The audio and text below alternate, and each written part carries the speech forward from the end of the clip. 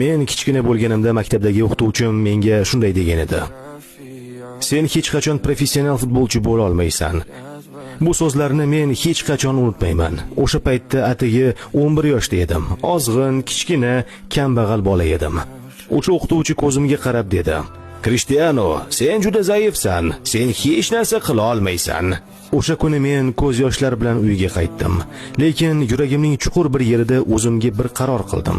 Men unga noto'g'ri ekanini isbotlayman.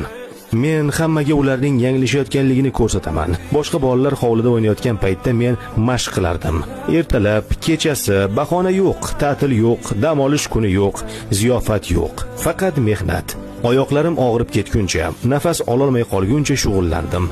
Har bir yugurishim, har bir gollarim, har bir ko'tarilgan kubogim o'sha so'zlarga berilgan javobim edi. O'sha kuni men bitta haqiqatni angladim. Senga ishonishmasa, bu hali hech